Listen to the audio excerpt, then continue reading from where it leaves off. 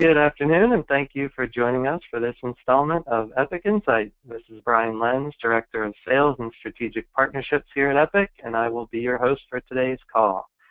For better or worse, states are getting into the retirement plan business. Opinions on that aside, it would behoove us all on the call today to at least have our fingers on the pulse of what's going on in the states that we serve. So we're excited to have with us John Doyle, Senior Vice President and Senior Defined Contribution Strategist within American Fund's Retirement Strategy Group, to give us an update on state-sponsored plans. John has 29 years of investment industry experience, and prior to joining Capital Group in 2013, John was an Executive Vice President and Chief Marketing Officer for Hartford Investment Management Company. He also held executive marketing roles at T. Rowe Price and Fidelity. John is a frequent speaker on issues and topics important to the success of the DC retirement system.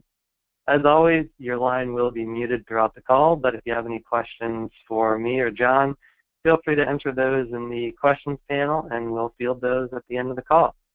So without further ado, we'll turn it over to John Doyle. John, take it away. Great. Thank you, Brian, and good afternoon, everyone. As Brian said, for better or worse, and I think that's kind of part of what I'll try to do today is kind of go through this with a fairly balanced view of what states are doing and why they're doing it. I probably should give a disclaimer. If any opinions come through, they're my opinions. I know everyone kind of has a view of what they're doing here. But also, and they make me say this, but anything I do say shouldn't be considered as fiduciary advice. Makes me feel better when I say that. But anyways, thank you again for attending. Let me give you an outline of how I want to go through this. What I want to start with is kind of how we got here, why we're even having this conversation, and why the states are getting involved with employer retirement plans. And then we'll talk about the current status and where we are, especially given some of the changes in the current political environment, and what we might expect in looking into the future, both short-term and maybe longer-term, because I think it's going to be kind of interesting where things go. We've seen a couple of twists and turns over the past 12 months as it is.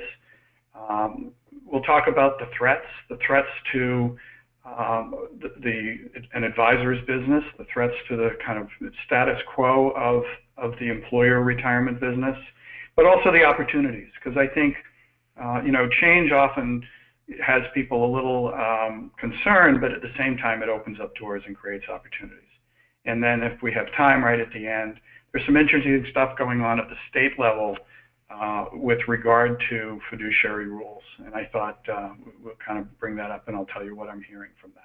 So, with that, I'll get started with the how we got here. And I've talked to a number of people, and it feels like the discussion is becoming political, but I'm not sure that's really how it started. And if you look at the states, and there's a map on your screen if you have your computer up, if you look at the states that have actually enacted and kind of moved forward on state IRA or state retirement legislation, most of them would be considered blue states. But the truth is that I think what's driving this discussion and what's driving states to get involved is their concern that A, there is a retirement crisis, and B, that their state could be on the hook if employees of plans or employees of companies that don't have plans retire without enough money. And that as a result, some of the states that are enacting this, who have fairly generous welfare plans, are going to be on the hook for a lot of the cost of taking care of people who aren't ready to retire. So I honestly think that that's what's driving some of these states to move forward, and those states at the beginning just happen to be bluer than they were red. If you look at the chart that is up on the screen, you'll see actually how many states over the course of probably the last 5 years have had some sort of legislation introduced in their state houses. Some of them have gone further than others. Some are looking more to study the issue as opposed to put a solution in place. But there's a lot of interest out there, and it's certainly spreading beyond the 9 states that, at least at this point, have moved forward fairly quickly. The other issue that's driving this is while we talk about retirement crisis, we talk about the need for the government to really get behind the defined contribution system and helping people save for retirement. There's really been no action in Congress. The last real action around retirement plans was the Pension Protection Act, which was about 11 years ago. And while that certainly helped, and the execution or the implementation of the benefits of the Pension Protection Act are probably only in I'd say the third or fourth inning. I think there's a lot more we can get from that. I do think that this inaction by Congress to improve coverage, and if we talk about the retirement crisis, we talk about people not saving enough, but the truth is that the number one item on the agenda in Washington and in academia around the defined contribution retirement system is coverage. And so without the federal government stepping in to improve coverage, other than the addition of My IRA, the MIRA, which, as I think you all know, is no longer available now, there really hasn't been anything else done. So you see the states starting to step up and kind of take on a role that they feel will protect them, so they're not holding the bag. So that's what's driving this discussion and driving states to feel that they have to come up with a solution, and a solution that will help solve the retirement crisis in their states so they're not left holding the bag. So let's talk about the current status and what is going on with these state plans. You can see from the list, there are a lot of states that are interested in this. A number of states move forward fairly quickly. So you have 9 states that have passed legislation and that are actively moving towards a solution. There are 3 different designs for state retirement plans.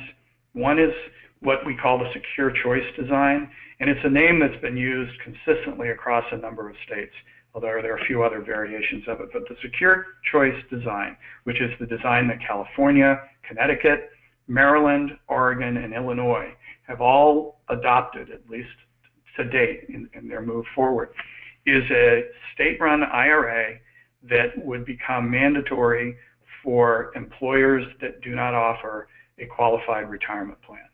And the idea of mandatory is based on a couple of criteria, all of which varies by state. So in some states, if you have 5 or more employees and you don't have a plan, you need to implement the secure choice state plan and automatically enroll your employees in that state plan. For Oregon, I think the number is over 25 employees. Illinois, I think it's 20 employees. So you can kind of see a theme here that every state has a similar but different approach to solving the problem, especially the secure choice problem.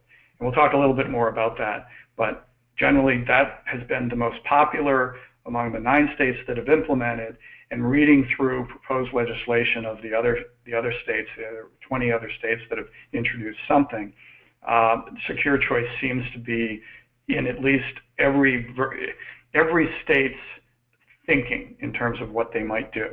The second design is what we would call a marketplace design. And I think this is actually being a little more accepted by the industry as a whole, because what it is, and New Jersey is doing this, and Washington State is doing this, is they want to build an exchange service or a list of approved retirement plan providers that can be used by employers in the state.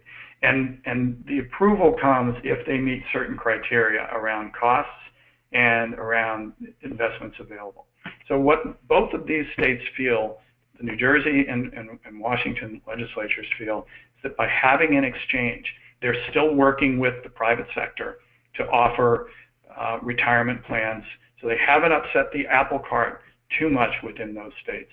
And then secondly, they have some control and visibility into the expenses of these funds and the features and kind of bells and whistles that are available within these retirement plans. So it's not necessarily forcing them into a mandatory IRA rollover. What it is doing is it's providing a low-cost retirement plan option for plans for employers and small businesses to adopt. And then they're looking at putting rules around, if you don't have a plan in place, making it mandatory to use one of these. But I'm not sure that any of that has necessarily been decided. With a lot of these plans, both the Secure Choice and Marketplace, while implementation dates in the original legislation was 2016, 2017, we've seen a number of delays as they've realized how hard it is to actually bring something up and running. And as in the case with Oregon, they're looking at a phase-in, kind of piloting the process where in the first year, which would be starting next year, plans of 100 or more employees who don't offer a retirement plan would have to default them or enroll them into the IRA. And then it would go down over the course of the next 18 months to plans with 50 or more people, then plans with 25 or more people. So you can see there's a lot of moving pieces as the states start to figure out how this is actually going to work.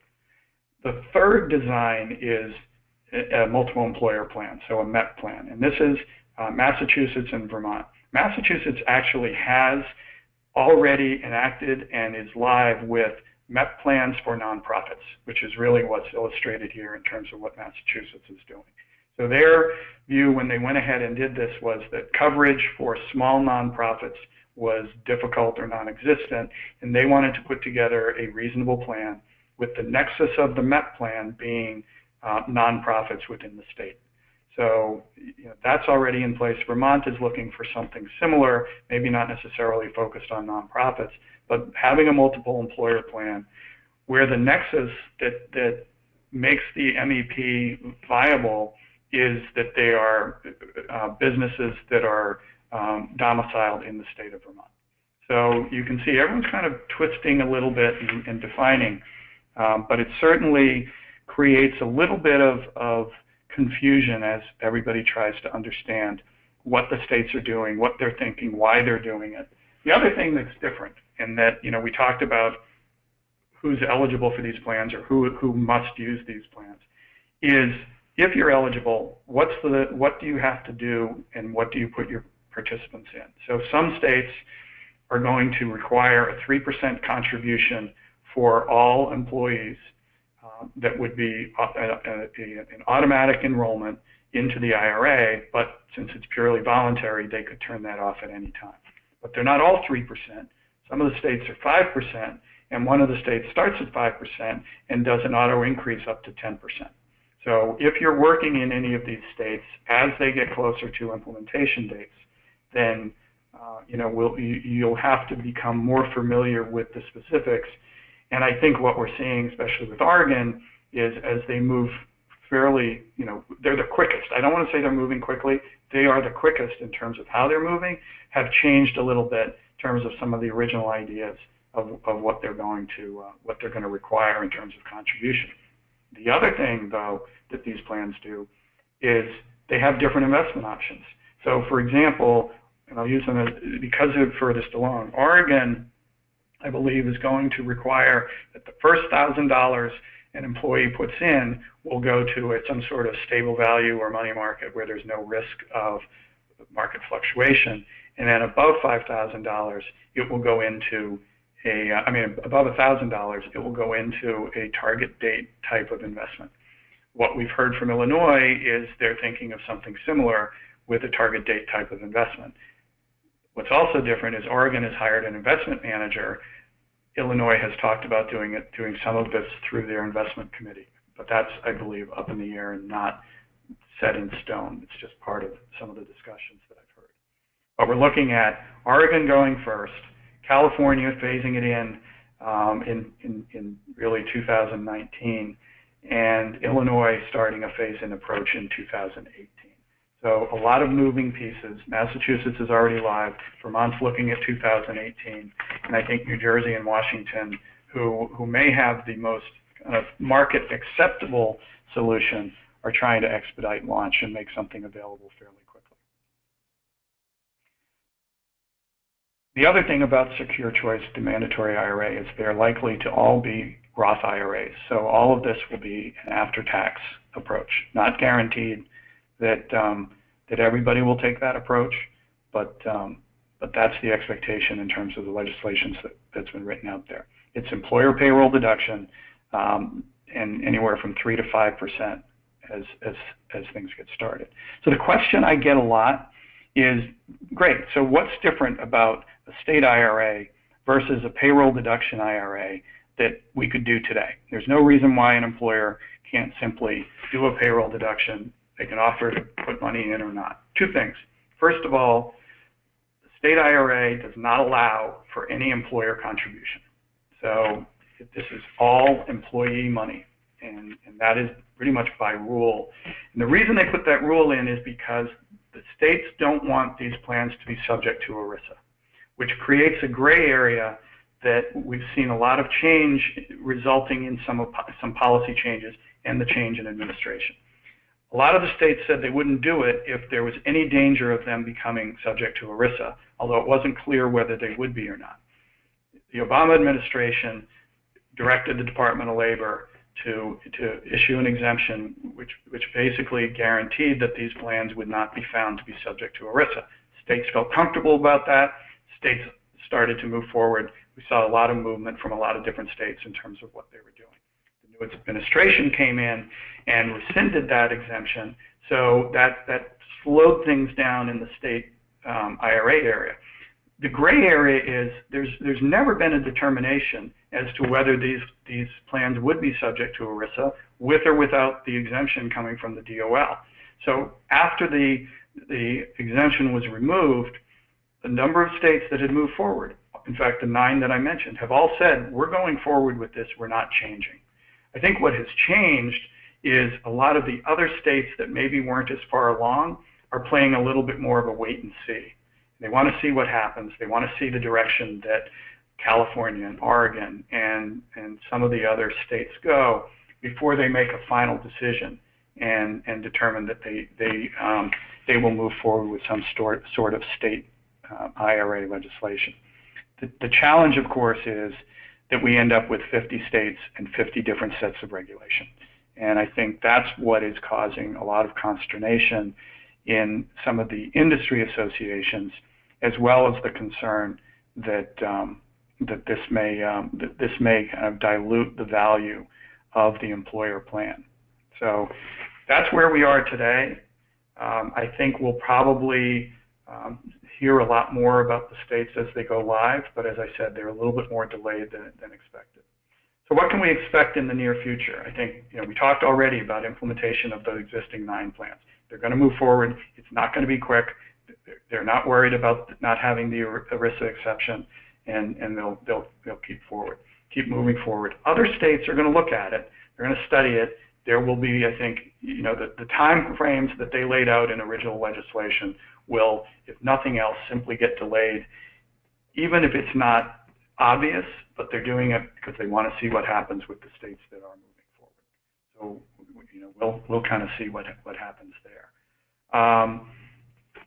The other thing that may change is because there is no ERISA exemption right now, there's talk, especially around the states that have a kind of the private sector approach with the marketplace, is allowing employer contributions as well. So there's a possibility that will change. But I think it's unlikely that you're going to see other states or newer states jump in or accelerate their process as they move forward. So, kind of the current status is everything I've laid out. We're not going to see big changes. We're not going to see all of a sudden hear about additional states jumping in until there's a better and clearer view of exactly what's going on with this and how accepted it's going to be. So what are the threats? And this is where I think we're all concerned about what the impact will be to the status quo of the employer-sponsored plan, whether this will make it better, make it harder to sell them. So I think the challenge that a lot of us have is understanding what plan sponsor behavior will be. Because I've talked to a lot of plan sponsors of all sizes, but especially small businesses, that basically feel that, look, I need to provide a retirement plan for my employees. It helps me keep them. It helps me attract them.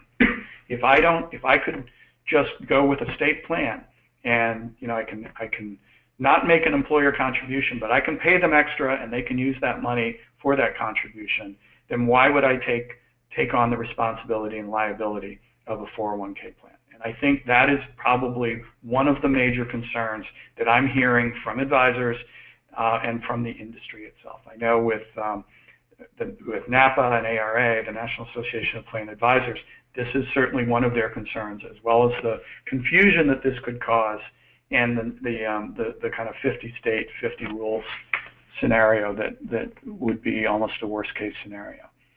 I think the other thing that maybe is a little forgotten, and Connecticut tried to do this when they wrote their initial legislation, is the state being able to influence the design of an ERISA plan. When Connecticut initially wrote their legislation, they wrote in certain criteria that it wasn't so much if you had a qualified plan, but your qualified plan had to meet their criteria. So you could have a 401k plan, could even be, something that offered employer match and any number of other things. But if it didn't offer it to everybody, including part-timers, working at least 200 hours, then they considered that to not qualify.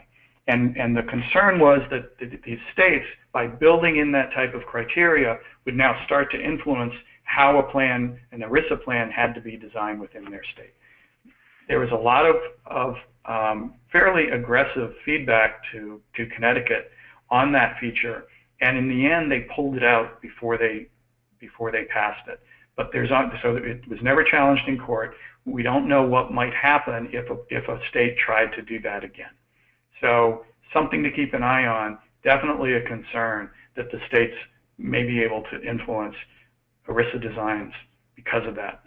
And I think that could definitely be something to keep an eye on. I think we may see some plan terminations. Same reason we may see fewer plans starting, because of employers determining they don't want the additional liability, and they may as well just leverage the state plan to move forward. So we'll see what happens, but I think that those are probably the biggest threats. The opportunities are, first of all, this whole discussion is raising awareness at the plan sponsor level. So where you may have small businesses that don't offer plans today, you're able to go in as an advisor and talk about the fact that if they don't put something in that they can own, they can control, they can design, they're going to end up with the state plan. And different state plans are going to be more or less attractive depending on the state you're in. Sometimes it's going to be a guaranteed account run by the state. Other times it's going to be a target date fund run by a manager. But the truth is there's not going to be a lot of choice in terms of the investments, in terms of the way that the plans are run, that you could have if you took ownership and were a plan sponsor and built the plan out. And that's something that I think a lot of business owners who are wary of state-controlled solutions anyway would certainly be willing to listen to as you're out talking to your clients and talking to your prospects. So I think awareness is a big deal, and they're going to think more about whether they should have one, and I think control of that option. I think the other is the idea of differentiating what you have to offer from an advice point of view, from a retirement readiness and a plan success point of view. Nobody's going to measure the plan success of your employees in a state plan. If the employees are important to you, if retirement readiness is important to you as a plan sponsor, regardless of the size of your plan, then the differentiation that you can get as an advisor and offering multiple plans depending on the direction that you want to go in and the objectives of the plan, I think will easily overcome the challenge that you might have because a state actually happens to have a state plan might be offered to the plan sponsor. So it might end up where the plans that are available are of higher quality with plan sponsors who understand the purpose, have objectives for the plan, and are trying to help their employees move towards retirement.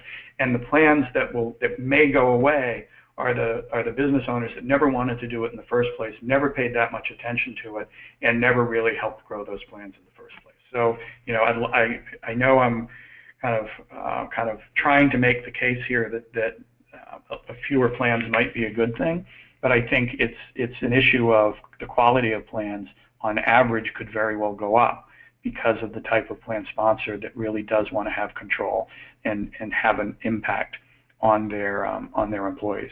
And the last thing I think from an opportunity is really explaining the value of the employer contribution, especially around attracting and retaining talent, and about helping people become ready for retirement, which then helps the whole human resource management process for a company, large or small. So I think that, we shouldn't look at this as just a threat. I think the quality will rise to the top, both from an advisor point of view and a record keeping and plan solution point of view, in being able to differentiate what we offer versus what a state plan that's just quote unquote available would offer. So I think that kind of wraps up what I feel around the opportunity. And the last thing, and I'll just take a minute on this, because it's related even though it's not necessarily a state plan. With the delays in the fiduciary rule, one of the things that has popped up is individual states taking the same approach and basically saying, if the federal government and the federal agencies won't do anything about it, we will. And the first state that did anything was Nevada, about a month and a half ago, that has enacted its own state fiduciary rule, where advisors in Nevada or working with a resident of Nevada are being held to a fiduciary standard with certain rules and oversight that goes beyond ERISA and beyond the Department of Labor. Now, there's a lot of industry pushback and association pushback. I know NAPA has been out and met with the folks at the state level, trying to help them understand that what they're doing may be in violation, and ERISA would preempt it, but it's certainly nothing that has been resolved. And at the same time, you have organizations that are trying to move this ball forward in other states as well. So I know AARP has gotten behind Nevada and has moved and had conversations in California, in Oregon, and a number of other states that are embracing the idea of putting a fiduciary standard in place at the state level for retirement plans and for IRAs and professional advisors that would be in excess of what the DOL is doing right now. And ultimately, some of this may end up in court because federal law and ERISA has always preempted state regulations, but it's not really clear where this would be, where this would fit in that whole scenario. So I wanted to at least make you aware, since we're talking about states, this is related, and it may be something that pops its head up over the next couple months before we have a final determination on the DOL fiduciary rule. So with that, I'd like to turn it back over to Brian and any questions that you have. Yeah, thank you very much, John. We'll now open it up for a few minutes of questions. If you do have one for John, please enter that in the question panel on your screen. We do have a few that came in already, and I'll plant one to start out. You kind of alluded to some positives and negatives for the folks on the phone who are already serving this audience of employers. If you get out your crystal ball and look at which way you think the pendulum will swing, is this a good thing for us because it will raise awareness and allow us to differentiate, or are the states going to take business from us? On balance, if you had to bet one way or another today, where do you think this will leave us? Okay, so I'll start with the positive, which is anything that increases coverage is a good thing. So I think the intent is positive from the state's point of view. That said, I think that first of all, it's confusing, and especially if you have an organization that is across multiple states, it creates some confusion. But I do think there is a possibility, kind of directly answering your question, that this could take some business away from advisors and from providers. So, while maybe this will increase overall the number of retirement plans, and as it takes business away, maybe it adds it on the other side. I think it might raise awareness, and I worry sometimes that I'm simply rationalizing here to try to make myself feel better. I think there's definitely legitimacy to the concern that a number of business owners will simply decide not to put a plan in and to move forward with the government. But I also think that there will be those that are cynical, that don't trust the government, or the plans. I shouldn't put it that way. And so you may have just as many who weren't going to put a plan in place, but because they have to do the payroll deduction IRA, they determine that they're going to have to do something. They may as well do a plan. So I'd like to hope that it's a zero sum in terms of some lost, some gained, and that maybe we get more quality in the ones that we gain. Okay. As an extension of that, you mentioned some states are considering or have deployed more of a marketplace.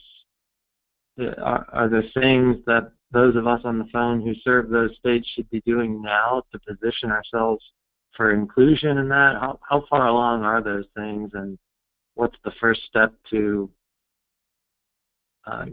throw your hat in the ring if that's going to happen in your state or states? So that's a really interesting question, because the way I see the states with an exchange is that the plan sponsors that are looking to add a retirement plan are still going to need an advisor. Now, ultimately, if this is kind of a one-size-fits-all from each provider and there's a limited lineup and it's kind of a forced lineup because of the cost and everything else, maybe that maybe that's not the case. The way I was reading New Jersey's legislation is that there would be no cost to the employer, and the maximum cost to participants would be 100 basis points. But it didn't get into where that 100 basis points, what that went to pay for, and whether it included administration, investment management, and communication / advice to the sponsor, on the plan. So I think the exchange holds the most potential to be of low impact to advisors. So I don't think there's a lot you need to do. I think the people that will need to throw their hat in the ring when the RFPs go out are the record keepers and administrators. And I think that's where that's the difference there between the marketplace and the other solutions. And to your point, that may be missing the mark altogether because it doesn't include, advisory, education, enrollment, fiduciary services potentially. I guess it could all be packaged together. But if they're just going out to record keepers, that may not be a very comprehensive solution to the sponsor. I would agree with that, and so that's, I think, part of as they move forward. And the two models the model that is being held out as an example is the Washington State model. They were kind of first.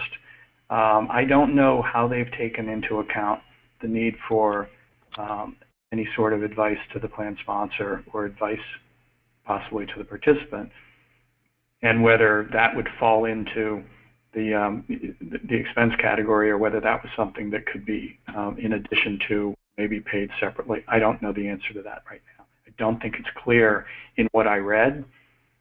We could take that as a follow-up, and I'll see if I can, go back through some of the legislation that they've laid out. Okay.